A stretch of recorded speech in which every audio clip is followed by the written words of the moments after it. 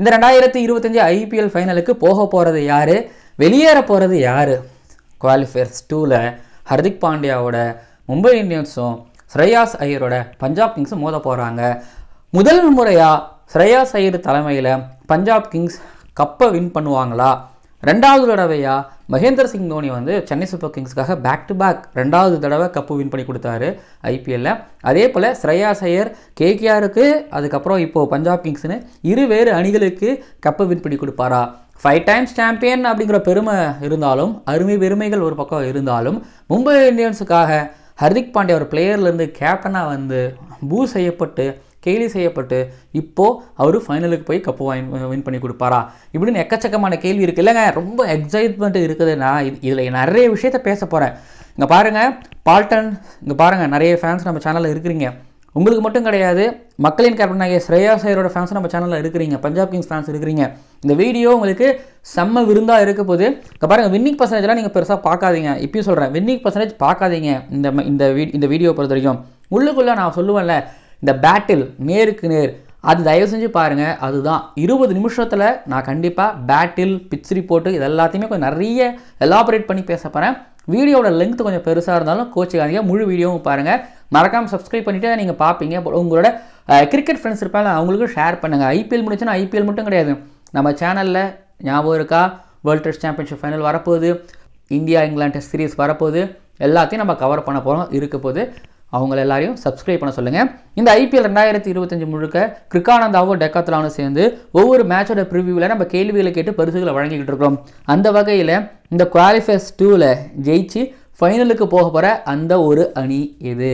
அப்புறம் இந்த போட்டியில் அதிக ரன் யார் அடிப்பா, பெஸ்ட் பேட்டரில் அதிக ரன் யார் அடிப்பா? இந்த 2 கேள்விகளுக்கும் சரியாக பதில் சொல்லுங்கள். டெக்காத்லானோட பரிசை ஜெயிச்சுட்டு போங்க. அண்ட் இப்போ நம்ம ப்ரிவியூக்குள்ள போகலாம். ஓவருக்கு 6 பால் தான், ஆனால் நோ பால் போட்டால் 7 பால் போடு. ஐபிஎல் பப்பியா ஜென்டில் லேடிஸ் அண்ட் ஜென்டில்மேன், இந்த ஐபிஎல் 2025 டிராகனில் அகமதாபாத்தில் நடக்கக்கூடிய Punjab kings vs Mumbai Indians qualifiers 2 மேட்சோட pre analysis and fantasy prediction பார்க்க வந்திருக்கிறீங்க. இந்த ஸ்பெஷல் கிரிக்கானந்தா ஷோவில் giveaway sponsor Decathlon, Ahmedabad. So pitch report, weather report, toss report. Actually weather வெயில் கொளுத்திக்கிட்டு இருக்குது அப்படின்னு கேள்விப்பட முடியுது. கண்டிப்பாக ஃபைனல் அப்போவும் மழை வராது அப்படிங்கிறத நான் பார்த்துட்டேன். அடுத்த 4-5 நாளைக்கு சுட்டெரிக்கும் சூரியனின் வெயில் அகமதாபாத்தில் இருக்கும். அது மாதிரி ஹியூமிடிட்டி ரொம்ப அதிகமாகவும் இருக்குங்கிற மாதிரி கேள்விப்பட முடியுது. அதனால் பனி பிரச்சனை மட்டும் தான் எனக்கு இஷ்யூ. ஏன்னா முள்ளன்பூரில் பனி பெஞ்சது எலிமினேட்டரில் அதனால தான் மும்பை இந்தியன்ஸ் செகண்ட் இன்னிங்ஸில் கொஞ்சம் கஷ்டப்படவும் செஞ்சாங்க. இப்போ அகமதாபாத் கேள்விக்குறி தான் பனி பிரச்சனை பொறுத்த வரைக்கும். அது ஓரம் கட்டுவோம். பனி கொஞ்சம் பெருசாக பார்த்தீங்க அப்படின்னா இங்கே கேமில் விளையாடும். இப்போ பிச் ரிப்போர்ட் எடுத்துக்கிட்டிங்க அப்படின்னா இங்கே அகமதாபாத்தில் பிளாக் சாயில் இருக்குது அண்ட் இந்த பக்கம் ரெட் சாயில் இருக்குது. அதாவது பிளாக் சாயில்னால் கிளே, ஓகேங்களா? உங்களுக்கு ஞாபகம் இருக்கா, India vs Australia world cup final? So அதே மாதிரி ஸ்லோவாகவும் இருக்கும். பட் ரெட் சாயில் கொடுத்தாங்க அப்படின்னா அகமதாபாத்தில் மேக்ஸிமம் ரெட் சாயில் தான் இந்த தடவை கொடுக்க போகிறாங்க அப்படிங்கிற மாதிரி கொஞ்சம் அரசு செய்திகள் கேள்விப்பட முடியுது. ஸோ ரெட் சாயில் அப்படின்னா இனிஷியலாக ஸ்விங் இருக்கும், பவுன்ஸ் இருக்கும். ஆனால் விக்கெட் போக போக போக பார்த்திங்க அப்படின்னா பேட்டுக்கு வருங்கிறதும் ஒன்று இருந்துக்கிட்டு இருக்குது. பட் பிளாக் சாயில் அப்படின்னா ஸ்விங்கு இருக்காது, பவுன்ஸு கம்மியாக தான் இருக்கும். ஆனால் ரன் ஃபெஸ்ட் தாராளமாக இருக்கும். ஃபஸ்ட் இன்னிங்ஸை விட செகண்ட் இன்னிங்ஸ் சேஸ் பண்ணுறதுக்கு ரொம்ப நல்லா இருக்கும். பனி சேர்ந்துச்சுன்னா கண்டிப்பாக செகண்ட் பேட்டிங் எடுக்கிற டீம் தான் ஜெயிப்பாங்க. பட் இது வரைக்கும் அகமதாபாத்தோட இந்த வருஷத்தோட பிச் ரிப்போர்ட் என்ன சொல்லுது அப்படின்னா, ஆவரேஜாக நீங்கள் 210 வரைக்கும் அடிக்கலாம். Average scoring 210. டாஸை வின் பண்ணி ஃபஸ்ட்டு பேட்டிங் எடுத்திங்கன்னா ஜெயிக்கலாமான்னா வாய்ப்பு இருக்குது. பட் சேசிங்கில் பார்த்தீங்க அப்படின்னா பஞ்சாப் கிங்ஸ் இங்கே ஃபஸ்ட்டு மேட்ச்சை இங்கே ஜிடி கூட ஆடும்போது பஞ்சாப் கிங்ஸ் 243 அடித்தாங்க, ஜிடி 232 வந்தாங்க. 10 ரன் கிட்டத்தட்ட தான் பார்த்தீங்கன்னா அந்த மேட்ச்சில் தோத்தாங்க. கடைசியாக வைஷாக் விஜயகுமார் போட்டி கொடுத்து வின் பண்ண வச்சார். டே மேட்சோட கதை வேறங்க. டே மேட்சோட கதை சிஎஸ்கே 230 அடிப்பாங்க, ஜிடி 147 அவுட் ஆவாங்க. ஆனால் எல்எஸ்ஜி 235 அடிப்பாங்க, ஜிடி 202 அடித்தாங்க. ஜிடி 224 அடிச்சிருப்பாங்க, எஸ்ஆர்ஹெச் 186 அடிச்சிருந்துருப்பாங்க. இப்போ ஜிடி 217 அடிச்சிருப்பாங்க, ஆர்ஆர் 159. இப்போ இந்த ஆர்ஆரோட மேட்ச்சு, எஸ்ஆர்ஹெச்சோட மேட்ச்சு இது எல்லாத்தையும் நான் கணக்கில் விட்டுறேன். பட் எல்எஸ்ஜி மேட்ச்சு கூட நம்ம கவுண்டில் எடுத்துக்கலாம். என்ன சொல்லுது அப்படின்னா, நீங்கள் 200 210 அடித்தாலாம் பத்தாது, நீங்கள் 230 240க்கு மேலே அடிக்கணும். ஸோ இப்போ சிஎஸ்கே மேட்ச்சு ஜிடி மேட்ச் நான் கவுண்டில் எடுத்துக்க மாட்டேன். அது நடந்தது கதை வேறு. அந்த மேட்ச் ரொம்ப முக்கியமான மேட்ச்லாம் கூட கிடையாது. ஆனால் சொல்கிறது என்னென்னா, இங்கே பாருங்கள், நீங்கள் 200 இல்லாமல் 230ன்னு நீங்கள் எய்ம் பண்ணி ஆடணும் அப்படிங்கிறத வந்து தாராளமாக இந்த பிட்ச் வந்து பார்த்திங்கன்னா இது வரைக்கும் சொல்லிக்கிட்டு இருந்துக்கிட்டு இருக்குது. அண்ட் இந்த பிச்சில் வந்து பார்த்திங்க அப்படின்னா வைடு யாக்கர் ஓகேங்களா. இப்போது ஒன்றும் இல்லை, ஒரு left arm fast bowler right ஹேண்டருக்கு போகிறாருன்னா ஒரு விக்கெட்லேருந்து வைடு யாக்கர் ஸ்லோயர் ரன்ஸ், அதே போல் வந்து பார்த்திங்க அப்படின்னா லெக் ஸ்பின்னரோட flighted deliveries, left arm spinner slower runs போடுறவங்கலாம் இங்கே கண்டிப்பாக கிளிக்கலாம். ஸ்ட்ரைட் பவுண்டரிஸ் ரொம்ப சின்னது, அதனால் வந்து பார்த்திங்க அப்படின்னா ஃபுல்லர் லெக் பால்ஸ்கள் மேக்ஸிமம் அவாய்ட் பண்ணுவாங்க. ஷார்ட்டாக போட தான் நிறைய பேர் ட்ரை பண்ணுவாங்க. ஷார்ட் பால் புல், அதாவது ஷார்ட் பாலை புல் ஆட ஹூக் ஆடுறதுக்கு தெரியல அப்படின்னா இங்கே கஷ்டப்படுவாங்க. டாஸ் பொறுத்த வரைக்கும் so finger crossed, but dew வந்துச்சுன்னா சேஸ் இல்லைனா ஃபஸ்ட் பேட்டிங் தாராளமாக எடுத்துகிட்டு போயிட்டு இருக்கலாம். நான் வந்து qualifiers to knockouts match நான் அப்படிலாம் பார்க்கவே இல்லை. ப்ளஸ் இந்த ஐபிஎல்லில் வந்து பார்த்திங்க அப்படின்னா ஓவரால் அகமதாபாத்தை தவிர்த்துட்டுன்னு பார்த்தோன்னா நீங்கள் வந்து ஃபஸ்ட்டு பேட்டிங் பண்ணால் குறைஞ்சபட்சம் ஒரு 20 ரன் மிஸ் பண்ணிட்டீங்கிற மாதிரி இருக்கும். பட் அகமதாபாத்தில் அப்படி கிடையாது. அகமதாபாத்தில் நீங்கள் 230 அடிக்கணும், எல்லாம் 240 அடிக்கணும். இல்லைனா நீங்கள் ஒரு 180 அடிச்சிங்கன்னா உங்களுக்கு 40 ரன்னு. நீங்கள் 180 190லாம் அடித்தா ஏதோ ஒரு 30-40 ரன் மிஸ் பண்ண மாதிரி இருக்கும். பட் நாக் அவுட்ஸ் ப்ரெஷரை க்ரியேட் பண்ணி 180 ஒரு நல்ல ஸ்கோராக இருக்குமா தெரியலை, பொறுத்திருந்து பார்ப்போம். ஆனால் என்னை பொறுத்த வரைக்கும் நல்ல கிரிக்கெட் காத்துக்கிட்டு இருக்குன்னு நான் நம்புகிறேன். ஒரு பக்கம் அப்படின்னா இதுதான் pitch report, weather report, toss report பொறுத்த வரைக்கும். ஸோ அடுத்ததாக வந்து அவுட்ஃபீல்டு, நல்ல அவுட்ஃபீல்டு தரையோட தரையை அடிக்கிறவங்க ஒரு பக்கம் அப்படின்னா ஒருத்தவங்க, இன்னொரு பக்கம் அடிச்சாடுறவங்க ஒருத்தவங்க அப்படின்னு இருக்கும் பட்சத்தில் அதுவும் டிஃப்ரென்ஷியேட் க்ரியேட் பண்ணும். இப்போது ரெண்டு டீமோட பிளேயிங் 11 எடுத்துக்கிட்டிங்க அப்படின்னா, அது உள்ளே வெளியே எடுத்துக்கிட்டிங்க அப்படின்னா தீபக் சஹர் ஹாம்ஸ்ட்ரிங்கிறதுனால அவர் ஆடலை, கிளீஸ்னு உள்ளே வந்தார், ராஜ்பாவுக்கும் இடம் கிடச்சிது, ராஜ்பாவை யூஸ் பண்ணவும் இல்லை. நீங்கள் இந்த பக்கத்தில் சஹல் ரிட்டர்ன் ஆகிறாருன்னு கேள்விப்பட முடியுது அப்படிங்கும்போது கெயில் ஜெமீசனை ஆட வைப்பாங்களா, அவர் பெஞ்ச் பண்ணிவிட்டு சஹல் உள்ளே வந்தார் அப்படின்னா பவுலிங் லைனப் ஹர்ப்ரீத் பரார், சஹல், ஹர்ஷ்தீப் சிங், வைஷ்ணக் விஜயகுமார் அப்படின்னு கூட இருக்கலாம்னு நினைக்கிறேன். பொறுத்திருந்து பார்க்கலாம். ரெண்டு டீமோட பிளேயிங் 11 நீங்கள் சைடில் பார்த்துக்கிட்டு இருப்பீங்க. பட் ரைட் காம்பினேஷன் அப்படிங்கிறது ரொம்ப ரொம்ப முக்கியம்.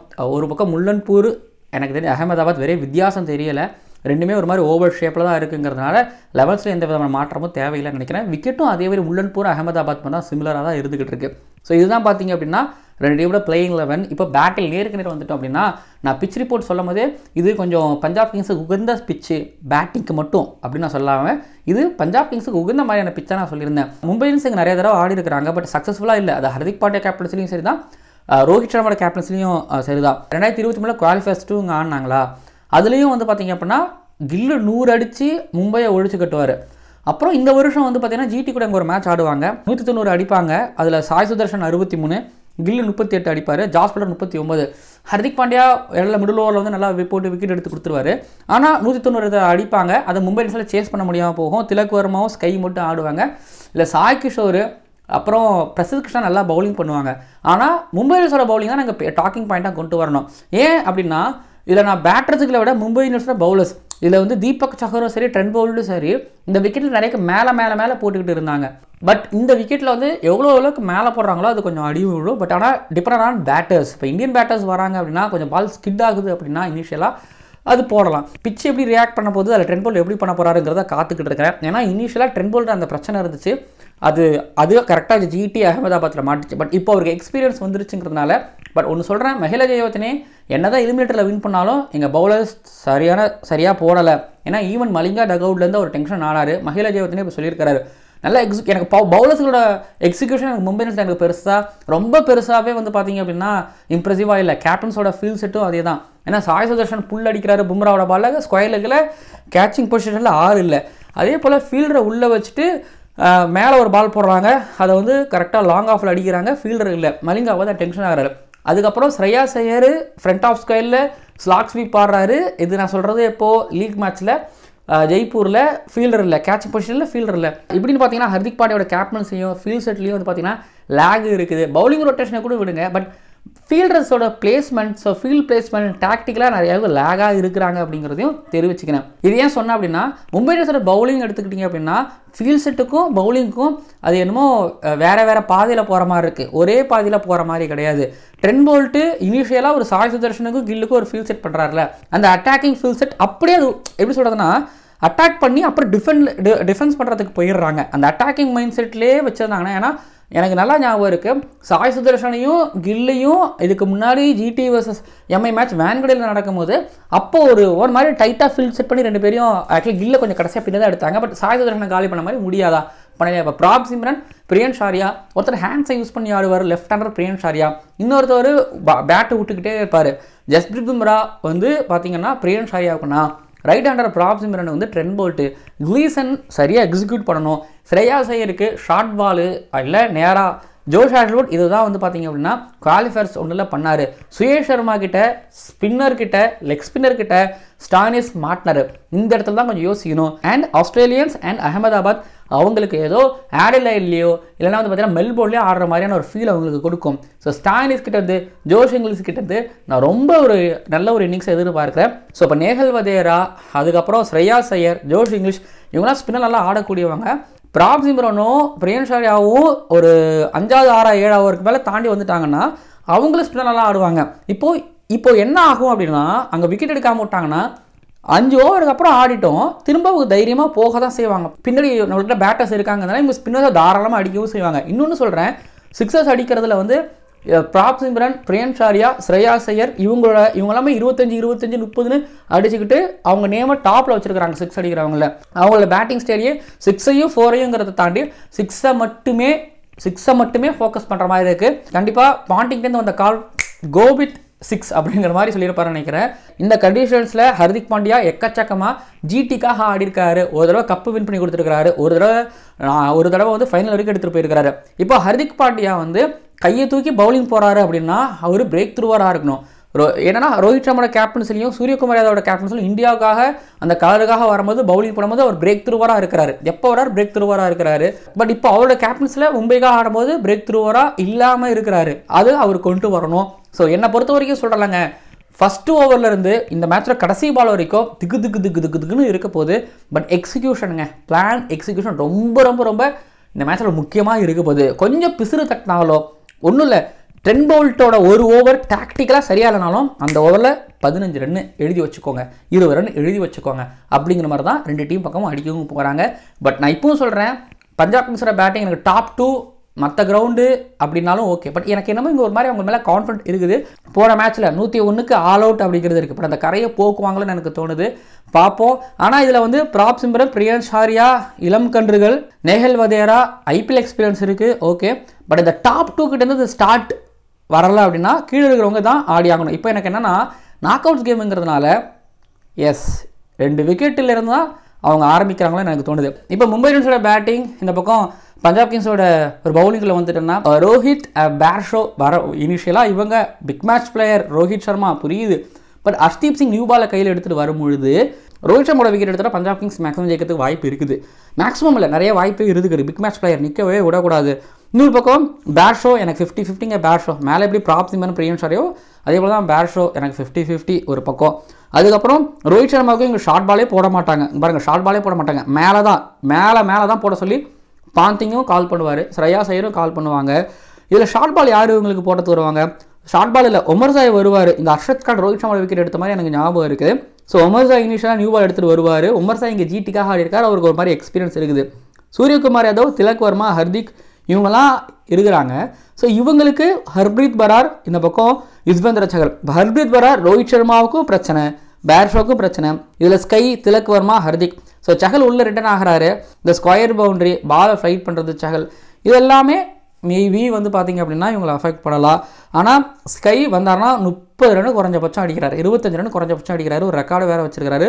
ஒரு சீசனில் சச்சினை விட மும்பை இந்தியன்ஸ்க்கு அதிக ரன் அடிச்சவருங்கிற ரெக்கார்டு வச்சிருக்காரு நினைக்கிறேன், ஐம் நாட் ராங். அப்புறம் ஹர்திக் பாண்டியாவும் திலக் வர்மாவும் போன மேட்ச் கரெக்டாக என்ன மிஸ் ஆச்சோ, பஞ்சாப் கிங்ஸ் என்ன மிஸ் ஆச்சோ அதை வந்து போன மேட்ச்சில் சரியாக எக்ஸிக்யூட் பண்ணாங்க. பாண்டியா வந்து கடைசியாக பிரசித் கிருஷ்ணாவோட ஓவரில் வந்து ஒரு 3 6 ஒன்று அடித்தார், அது காப்பாற்றுச்சு. திலக் வர்மாவும் கரெக்டாக ஆக்சிலர் எடுத்தினார், பட் அவுட் ஆகிட்டார். இங்கே பாருங்கள், ரோஹித் போன மேட்ச் ஆடி கொடுத்துட்டாரு, பேர்ஷோ ஆடி கொடுத்துட்டாரு, ஸ்கையும் ஆடிட்டு இருக்கிறாரு. எனக்கு எம்ஐ ஜெயிக்கணும் அப்படின்னா இதில் இருக்கிற எல்லாரும் பர்ஃபார்மன்ஸ் பண்ணி ஆகணும். பட் எனக்கு தெரிஞ்சு பஞ்சாப் கிங்ஸோட பவுலிங் கொஞ்சம் வீக்காக தான் இருக்குது, அவ்வளோ செம்மையெல்லாம் கிடையாது. சரி, நியூ பால் எடுத்துகிட்டு இப்போ ஸ்டானிஸ் கையில் வராங்க அப்படின்னா பேர்ஷோ வர்சஸ் ஸ்டானிஸ் செம்மையாக இருக்கும், அதில் டவுட்டே கிடையாது. ஏன்னா இந்த இங்கிலாந்து வர்சஸ் ஆஸ்திரேலியா அந்த ஒரு பேட்டில், அதில் ஞாபகம் வச்சு நான் சொல்கிறேன். நமன்தீர், ஹர்திக் பாண்டியா டெத் ஓவர்ஸ்க்குள்ளே வரும்பொழுது, திலக் வர்மாவோட என்டர் ஆகும் பொழுது ராஜ்பாவா இருக்கார். ராஜ்பாவா மேலே எப்படின்னா பிரியன் ஷாரியா, ப்ராப் சிம்ரன், ராஜ்பாவாவும் அந்த அண்டர் ப்ரெஷரில் ஒரு 3 டாட் பால் வச்சாலே பிரச்சனை தான். ஸோ வைஷக் விஜயகுமார் ஒயர்ட் ஆங்கிளை கிரியேட் பண்ணி, ஞாபகம் இருக்கா, ஜிடி கூட ஒரு மேட்சை வின் பண்ணி கொடுப்பார்ல, அப்போது ஹர்திக் பாண்டியாவுக்கு wide outside off yorkers and wide outside off balls பிரச்சனை இருக்குது. இப்போ வைஷாக் விஜயகுமாரோ ஹர்ஷ்தீப் சிங்கோ சூப்பராக போடுவாங்க. ஹர்ஷ்தீப் சிங் வந்து எம்ஐக்கு கையெல்லாம் வச்சு நிப்பாட்டி ஒரு மாதிரி நல்லாவும் பண்ணி கொடுத்தாரு. இப்போ சஹலும் எப்படியோ டெத் ஓவரில் வருவார். பவர் பிளேயில் 70-80 ரன்னு, டெத் ஓவரில் கடைசி 4 ஓவரில் எம்ஐ இது வரைக்கும் தப்பு பண்ணிட்டு இருக்கிறாங்க. லாஸ்ட் 2 ஓவரில் ஒரு தடவை நம்ம ஜீரோஸ் கை அடிச்சு காப்பாற்றி கொடுத்தாங்க டிசிக்கு அகேன்ஸ்டாக. அந்த மேஜிக் அடுத்தடுத்த மேட்ச்சில் ஒர்க் அவுட் ஆகலை. ஸ்டெடியாக ஆடணும். ஸோ ஓப்பனிங்கும் ஒர்க் அவுட் ஆகணும், மிடில் ஆர்டர்லையும் கரெக்டாக பாஸ் பண்ணி கொடுக்கணும், டெத் ஓவர்லையும் நல்லா பண்ணணும். இதை முன்ன பண்ணி கொடுக்குறதுக்கு கைரன் பொல்லாட், ஹர்திக் பாண்டியா, குனில் பாண்டியா, ஹர்திக் பாண்டியாலாம் இருந்தாங்க. முக்கியமாக பொல்லாட் இருந்தாருங்கிறதுனால இருந்தாருங்கிறதுனால இப்போ நிறைய ஜெயிச்சாங்க. எல்லா டீமையும் டெஸ்ட்ராய்ட் பண்ணாங்க. முக்கியமாக சிஎஸ்கே கூடலாம் நல்லா விளையாண்டுட்டு இருந்தாங்க. பட் இப்போ அது அவங்களுக்கு வேணும். ராஜ்பாவெல்லாம் உள்ளே கொண்டு வந்திருக்காங்க. இப்போ இம்பாக்ட் சப் ரூல் வேறு, அதை எப்படி பயன்படுத்த போகிறாங்கன்னு பொறுத்திருந்து பார்க்கலாம். பிராப் சிம்பரம், பிரியன்ஷ் ஆரியா, அதுக்கப்புறம் ராஜ்பாவான்னு பேசுகிறேன். பவுலிங்கில் அஸ்வானி குமார் எடுத்துக்கிட்டிங்க அப்படின்னா போன மேட்ச்சில் அவர் எல்லாரோட இதயங்களையும் வென்றார். ஸோ இந்த தடவை அஸ்வானி குமார் டெஃபினட்டாக 11ல் எடுத்துகிட்டு வருவாங்க. போன மேட்ச்சில் போட்ட மாதிரியே ஒரு எக்ஸிக்யூட் பண்ணி போட்டாங்கன்னா சூப்பராக இருக்கும். ஜஸ்பிரித் பும்ரா 4 ஓவர்ஸ் திக்கு பக்குன்னு எல்லாருக்கும் இருக்கும். ஆனால் விக்கெட்லெஸ்ஸாக அனுப்பி விட்டாங்கன்னு வைங்களேன், ட்ரெண்ட் போல்ட்லாம் 3-4 விக்கெட் எடுக்க வேண்டிய நிலைமைக்கு வருவாங்க. ஸோ ஓகே, நிறைய விஷயம் டிஸ்கஸ் பண்ணிகிட்டு இருக்கிறோம். பேட்டிங் சைடில் பார்க்கும்போது எனக்கு பஞ்சாப் கிங்ஸோட பேட்டிங் இருக்குது. பட் சில இடங்களில் 50-50ஆகவும் தோணுறாங்க. Prabhsimran, Priyansh Arya knockouts game 50-50 அப்படின்னாலும் எனக்கு ஒரு மாதிரி இந்த கண்டிஷன்ஸில் எனக்கு ஷஷாங்க் சிங், ஸ்டாயினிஸ் எங்கள் கை தூக்கி 2 ரன் அடிக்கிறது ஆள் இருக்காங்க. பவுலர்ஸ் மட்டும் இன்கேஸ் மும்பை தப்பு பண்ணி இவங்க நல்லா போட்டாங்கன்னா வாய்ப்பு இருந்துக்கிட்டு இருக்கு. பார்ப்போம். பட் செம்மையான ஒரு மேட்ச், டவுட்டே கிடையாது. செம்மையான ஒரு மேட்ச், செம்மையான ஒரு டீமு. 2013 அவங்க ஜெயிக்க ஆரம்பிச்சதுலேருந்து 2020 வரைக்கும் மும்பை இந்தியன்ஸ் இருப்பாங்களே. உங்களுக்கு தீகாக்குள்ள இஷான் கிஷன் உள்ள எடுத்து போட்டுக்கோங்க. பொல்லாட், அப்புறம் குருல் பாண்டியா, ஹர்திக் பாண்டியா கான்ஸ்டன்ட், மேலே ஸ்மித்து ஆடிட்டு இருந்தார், ராய்டு ஆடிட்டு இருந்தார். நான் சொல்கிறது காலங்கள் உருண்டு ஓடினாலும் மும்பை இந்தியன்ஸ் வந்து ஒரு அப்ரோச் ஒன்று வச்சுருந்துருப்பாங்கல்ல. இந்த கிளட்ச் பிளேயராக இருப்பாங்களே, அதே தான் இந்த பக்கத்தில் மொத்த டீமும் கிளட்ச் பிளேயராக இருந்தாங்க. பஞ்சாப் கிங்ஸ் இருந்துக்கிட்டு இருக்காங்க. ஸோ எனக்கு மும்பை இந்தியன்ஸோட மறுஉருவமாக எனக்கு பஞ்சாப் கிங்ஸ் தெரியுறாங்க. கடப்பாறை கிடையாது, ஆனால் கையை தூக்கி ஒவ்வொருத்தங்களும் அடிச்சுக்கிட்டு இருக்காங்க. அப்படிங்கிறதுனால ஸோ வின்னிங் பர்சன்டேஜ் கொடுக்குறத எனக்கு குழப்பங்கள் இருக்குது. பட் வின்னிங் பர்சன்டேஜ் பொறுத்த வரைக்கும் இந்த மேட்ச்சில் மும்பை இந்தியன்ஸ் 51% ஜெயிக்கிறதுக்கான சான்ஸ் இருக்குதா நான் பார்க்குறேன். 49% பஞ்சாப் கிங்ஸ் ஜெயிக்கிறதுக்கான வாய்ப்பு இருக்குதா நான் பார்க்குறேன். அதாவது மும்பை இந்தியன்ஸ் ஃபைனலுக்கு போவாங்க அண்ட் பஞ்சாப் கிங்ஸ் வெளியேறுவாங்க அப்படின்னு நான் நினைக்கிறேன். அடுத்ததாக இந்த மேட்சரை ஃபேண்டசி 11 ப்ரெடிக்ஷனுக்குள்ளே நம்ம போகலாம். பேட்டிங்கில் ஸ்ரேயாஸ் ஐயர், சூரியகுமார் யாதவ், ரோஹித் சர்மாவை பிக் பண்ணுறேன். ஆல்ரவுண்டில் ஹர்திக் பாண்டியா, சாட்னரை பிக் பண்ணுறேன். பவுலிங்கில் பும்ரா, ஹர்ஷ்தீப் சிங், ட்ரெண்ட் போல்ட்டை பிக் பண்ணுறேன். இப்போது உங்களுக்கு வந்து 2 பிளேயர்ஸ் பிக் பண்ண வேண்டியது வரும். மிடில் ஆர்டரில் வந்து நீங்கள் ஸ்டாயினிஸா, வதேராவா, அப்புறம் மேலே உங்களுக்கு ஜோஷ் இங்கிலீஷ், ஸ்ரேயாஸ் ஐயர்னு வரீங்க. அப்போ நீங்கள் நேஹல் வதேரா பிக் பண்ண முடியாதுன்னா நீங்கள் பிரியன்ஷ் ஆரியா, பிராப் சிம்பரன்லேருந்து ஒருத்தங்க பிக் பண்ணுவோம். நான் பிரியன்ஷ் ஆரியாவை பிக் பண்ணுறேன். பிரியன்ஷ் ஆரியாவை பிக் பண்ணிவிட்டு கீழே ஸ்டாயினிஸை பிக் பண்ணுறேன். ஏன்னா எனக்கு நேஹல் வதேரா பேட்டிங் கன்ஃபார்ம் பண்ணுவார். பட் ஆனால் ப்ராபப்ளி ஸ்டாயினிஸ்க்கு 2 ஓவர் 1 ஓவர் கொடுக்கறதுக்கு வாய்ப்பு இருக்குது. இந்த மாதிரியான சுச்சுவேஷன் தான் அவர் ஹேண்டில் பண்ணுவாருங்கிறதும் எனக்கு தோணுதுங்கிறதுனால நான் இவங்களை இப்படி பிக் பண்ணுறேன். இவங்க தான் என்னோட டீமு. வளக்குழலாம் பேச விரும்பலை. கேப்டன் வைஸ் கேப்டனை பொறுத்த வரைக்கும் ஹர்திக் பாண்டியாவை நான் கேப்டனாகவும், வைஸ் கேப்டனாக சூரியகுமார் யாதவையும் நான் பிக் பண்ணுறேன். புரிஞ்சுக்கோங்க, இதான் என்னோட டீமு. பும்ரா விக்கெட்லெஸ்ஸாக போகிறதுக்கு வாய்ப்பு இருக்குங்கிறதா நான் அவர் அந்த கேப்டன் வைஸ் கேப்டன் லிஸ்ட்டில் நான் வரல. ட்ரெண்ட் போல்ட் எனக்கு 1 விக்கெட் 2 விக்கெட்டாவது எடுத்துருவார். டெத் ஓவர்ஸ்லையும் நியூ பால்லையும் 1 விக்கெட் 2 விக்கெட் அப்படிங்கும்போது எனக்கு வந்துடும். ஓகேங்களா? ஸோ இதான் என்னோட டீமு. பார்த்துக்கோங்க, பார்த்து விளையாடுங்க.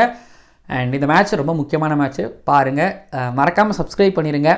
பக்கத்தில் பெல் ஐக்கானை கிளிக் பண்ணுங்கள். யார் ஃபைனலுக்கு போவா பார்ப்போம். அண்ட் இந்த வீடியோ உங்களுக்கு ரொம்ப பிடிக்கும் நான் நம்புகிறேன். நிறைய டாக்டிக்கலாக ரொம்ப நாள் கழிச்சு நல்லா தெளிவாக பேசியிருக்கிறேன். எனக்கு பிடிச்ச வீடியோவும் இருக்கும், பிடிச்சிக்கும் நான் நம்புகிறேன். பார்க்கலாம். ஓவருக்கு 6 பால் தான், ஆனால் நோ பால் போட்டால் 7 பால். ஐபிஎல் பாப்பியா?